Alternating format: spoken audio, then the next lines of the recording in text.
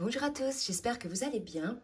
Alors, je reviens aujourd'hui pour une vidéo qui va me permettre de rebondir sur des commentaires que j'ai vus sur la guidance d'hier de certaines personnes. Je lis tous vos commentaires, bien évidemment, même si je n'y réponds pas parce que j'ai pas toujours le temps. Donc, c'était des commentaires de personnes qui se demandaient si elles n'étaient pas finalement dans une relation avec un pervers narcissique. Donc j'ai déjà fait une vidéo il y a 2 ans à peu près sur ce thème-là. Je vous la remettrai en barre de description, je mettrai le lien. Alors moi je connais bien cette configuration psychologique de ces personnes dites pervers narcissiques pour l'avoir expérimenté durant plus de 10 ans avec mon ex-conjoint.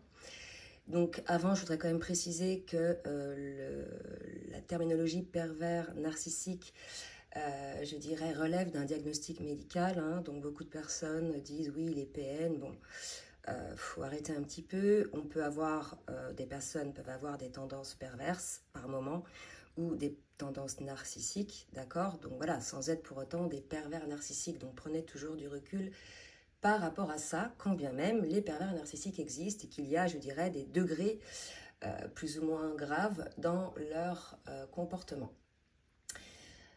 Donc aussi, je voulais préciser que c'est une relation karmique, ce genre de relation dans laquelle il y a des leçons à apprendre, des compréhensions à avoir sur nous-mêmes, sur nos comportements et sur finalement les blessures qui nous amènent à avoir un comportement particulier. D'accord? Donc le pervers narcissique, si vous voulez, c'est évidemment amène une relation toxique, mais c'est non seulement en amour, mais ça peut être aussi en amitié, dans les relations familiales. Et il peut y avoir aussi des relations avec des pervers narcissiques au travail.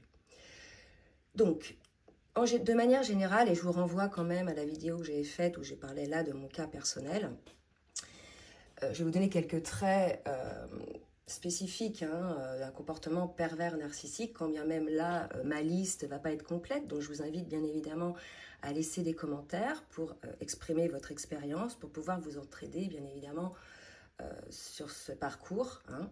Donc déjà, de manière générale, le pervers narcissique ou la perverse narcissique, parce que ça n'a pas de sexe, ne tient pas compte de vos besoins.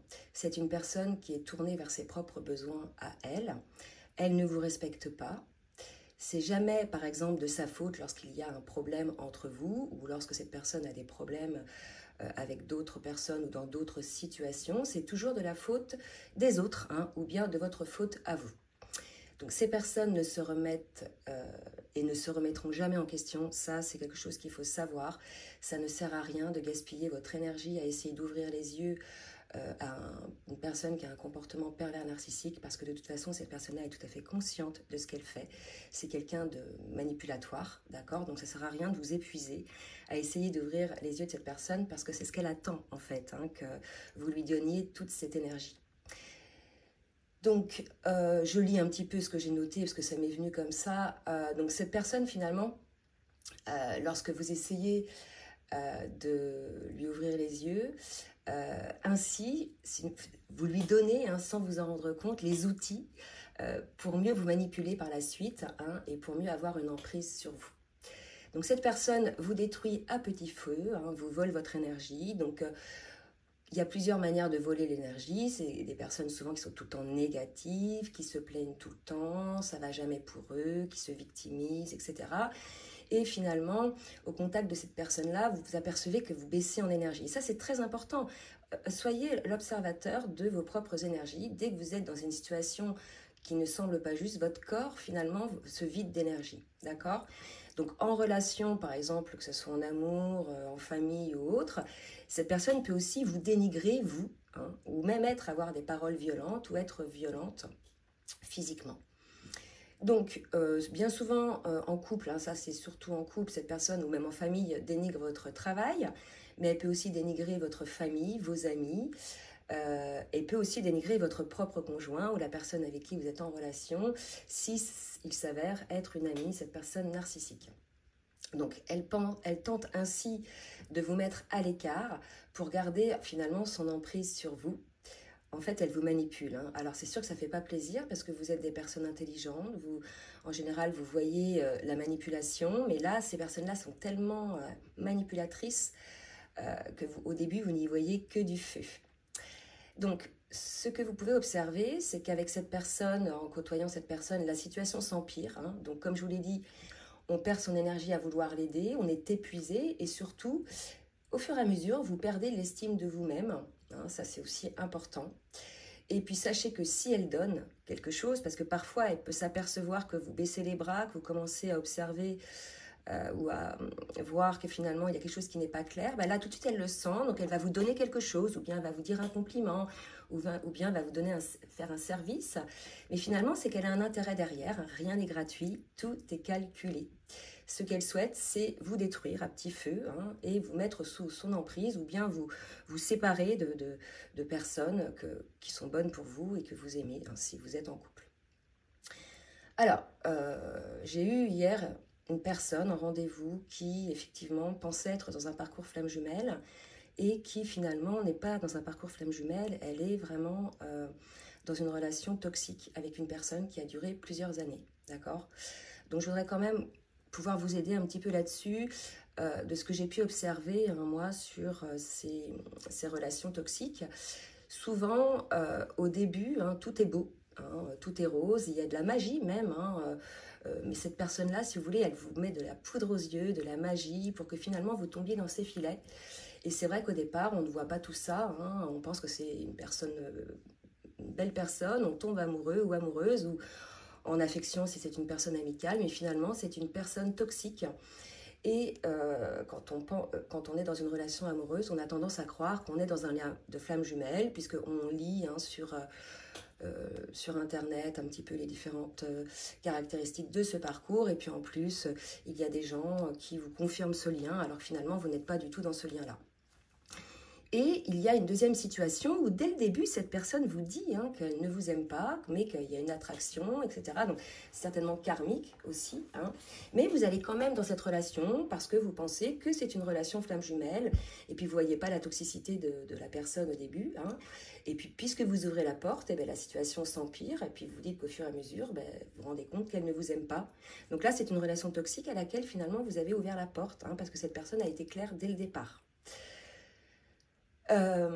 Alors attendez, je lis un petit peu. Oui, voilà, vous avez été clair, elle a été claire dès le départ, mais vous n'avez pas voulu voir les choses, d'accord? Donc par rapport au fait de voir si vous êtes en relation FJ ou pas, bien sûr là c'est qu'un élément que je vais vous donner, hein, c'est beaucoup plus complexe que ça. Il est important de voir quelles sont les différentes étapes du parcours flamme jumelle, bien sûr par rapport à ce concept, même si vous allez au fur et à mesure lâcher prise sur ce concept, mais il est important de comprendre que ce parcours revêt diverses étapes qui sont incontournables, entre autres la lune de miel, hein.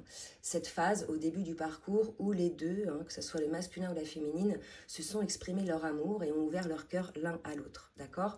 Après, bien évidemment, le masculin rentre dans sa phase de déni, il peut paraître effectivement toxique et vous dire qu'il ne vous aime pas, mais dans le parcours flamme jumelle, il y a toujours cette période de lune de miel où les deux s'aiment, et c'est à ça que se raccrochent les deux finalement dans ce parcours, cette mémoire de notre âme, hein, d'avoir vécu ça, qui fait qu'on a tout ce courage après de faire ce travail tout au long de notre parcours.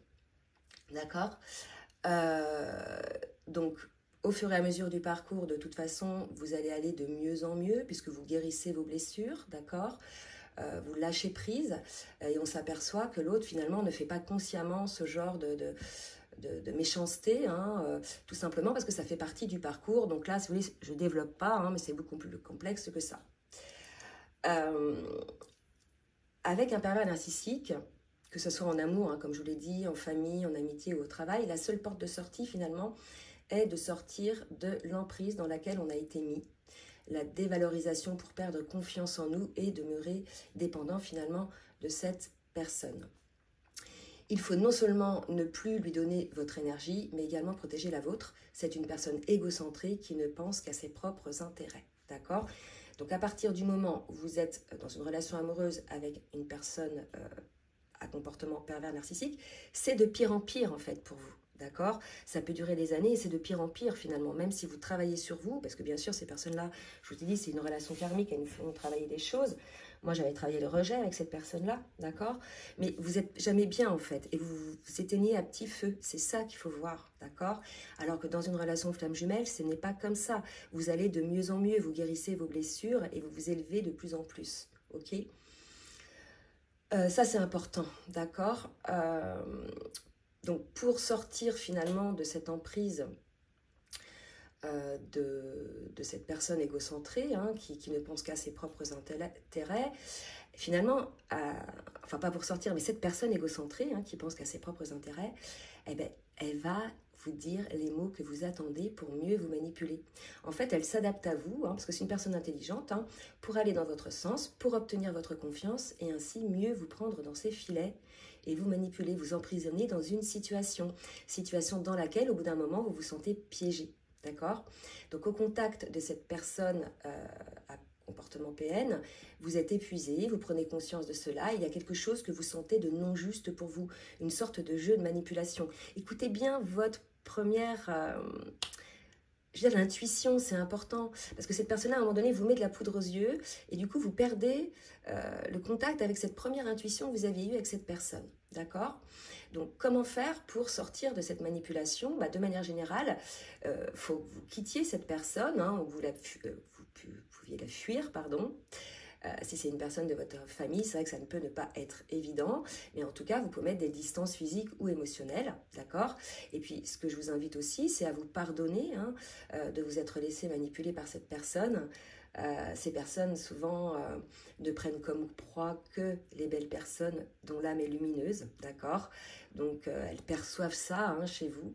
Elles veulent prendre votre lumière. Donc, ne vous en voulez pas d'être une personne bienveillante et surtout, ne vous fermez pas aux autres personnes par méfiance par la suite, car cela est un réflexe de protection.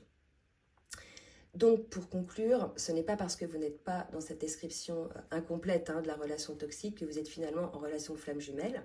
Là, il faut arrêter ça. Je reçois régulièrement en rendez-vous des personnes qui se font confirmer ce lien flamme jumelle alors qu'elles ne sont pas dans ce parcours.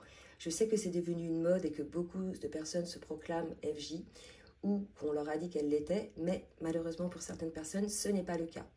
D'ailleurs, je peux vous dire que pour certaines, quand je leur dis qu'elles ne sont pas dans ce parcours-là, ça les soulage aussi. Vous voyez? Donc ça montre vraiment qu'elles étaient dans une relation assez toxique. Et puis vous êtes finalement dans une relation, hein, je vous l'ai dit, toxique, mais aussi karmique, dans laquelle vous devez apprendre certaines leçons. Donc, ce que je voulais préciser aussi, c'est que la relation flamme jumelle revêt divers aspects et dimensions, hein, que je ne vais pas décrire ici, mais qu'il faut comprendre et connaître hein, pour faire un petit peu la différence. Donc, pour voir un petit peu plus de détails sur cette relation que l'on peut avoir avec un pervers narcissique, et à un moment donné, on ne sait plus si on est en relation flamme jumelle ou si on est en relation avec un pervers narcissique, je vous invite donc à cliquer sur le lien qui est dans la barre de description, en bas de la vidéo, une vidéo qui a été postée il y a 2 ans. Donc voilà, je faisais une petite piqûre de rappel parce qu'il me semble important. En fait, hier, j'ai eu des commentaires sur ça et j'ai eu un rendez-vous aussi sur une personne qui était en relation avec un PN. Donc je me suis dit, voilà, c'est certainement un signe pour que je fasse une petite piqûre de rappel là-dessus. En tout cas, j'espère que ça va vous aider. N'hésitez pas donc à liker hein, pour le juste équilibre et le recevoir et à partager cette vidéo si ça peut aider des personnes. Je vous souhaite une très belle journée et je vous dis à très bientôt. Bisous, bisous.